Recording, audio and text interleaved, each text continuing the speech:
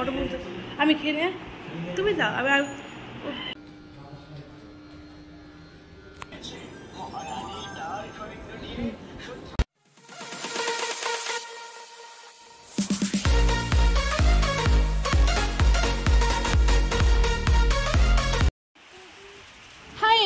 আমি সীমা, তোমাদের প্রত্যেককে জানাই আমার চ্যানেলে স্বাগত।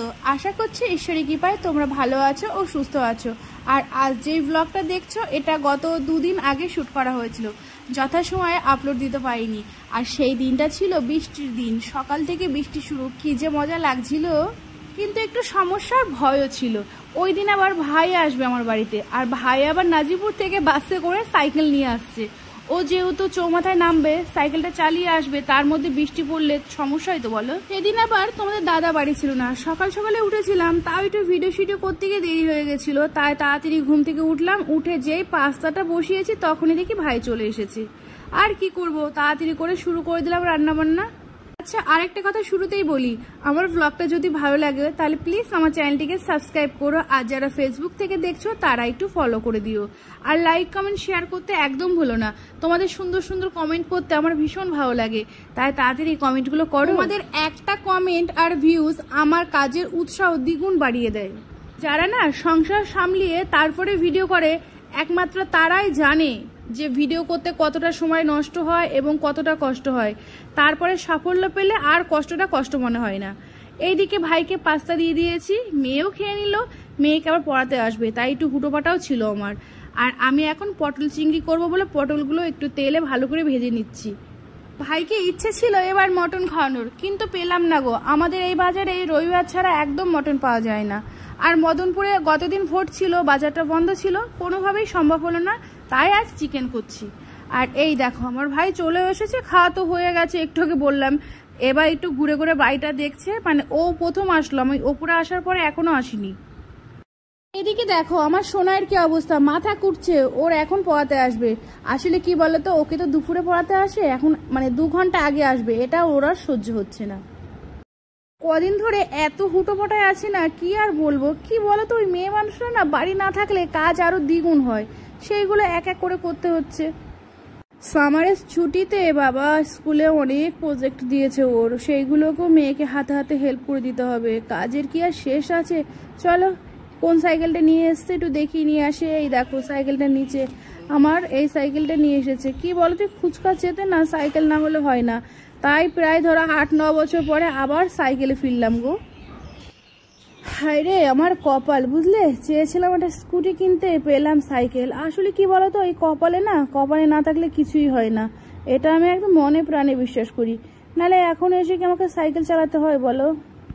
কি আর করবো বলো, অ্যাডজাস্ট করে চলাটাই জীবন, আর মেনে নেওয়াটাই আমরা ভালো পারি মেয়েরা, ঠিক না বলো। সে যাই হোক, সুখ দুঃখের গল্প তো করলামই, গল্প করতে শুরু করলে না দুঃখের কথা 2-1 বেরিয়েও যায়। ভাবি বলবো না, ভালো মুহূর্তটাই বলবো, তবু বেরিয়ে যায়। আজ আবার বড় হাঁড়িতে ভাত বসালাম, সবাই একসাথে খাবো না, পরে যদি হাঁড়িটা ছোট আছে একটু, যদি কম পড়ে যায়, দুপুরে খাওয়া দাওয়ায় ভাত কম পড়লে ভালো লাগে না। আর এইদিকে দেখো চিকেনটা করে ফেলেছি, কেমন যে হবে জানি না, খেয়ে বলবো।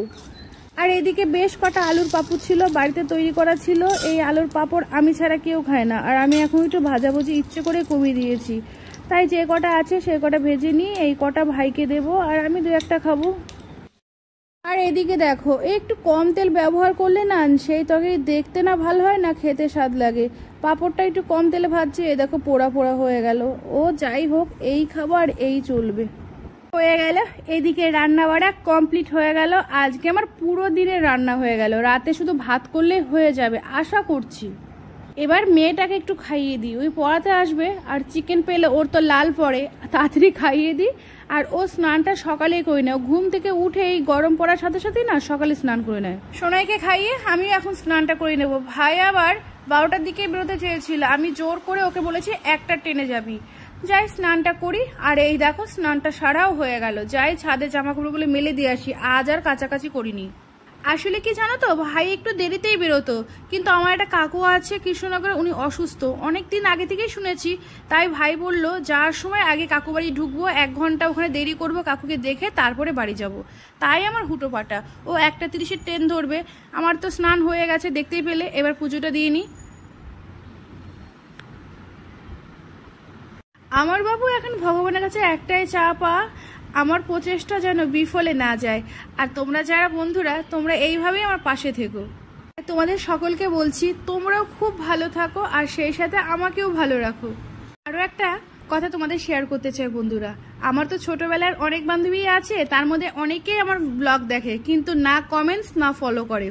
জানো তো, আমারও একটা বিশেষ বান্ধবী আছে, সোশ্যাল মিডিয়ার মাধ্যমে ওর নামটা না করে আর পারলাম না, প্রমিলা সরকার। ও আমার সব ব্লগ দেখবে এবং কমেন্ট করবে। কি বলো তো, অনেকেই তো বন্ধু বান্ধব আছে কিন্তু পাশে থাকার লোক খুবই কম। তাই তোকে প্রমিলা সরকার, তোকে বলছি অসংখ্য ধন্যবাদ আমার পাশে থাকার জন্য। আমি স্পেশালি তার নামটা তুললাম, ও আমার ছোটবেলার বান্ধবী, আর আজ ব্লগটা করতে গিয়ে ওর কথাটা খুব মনে পড়লো।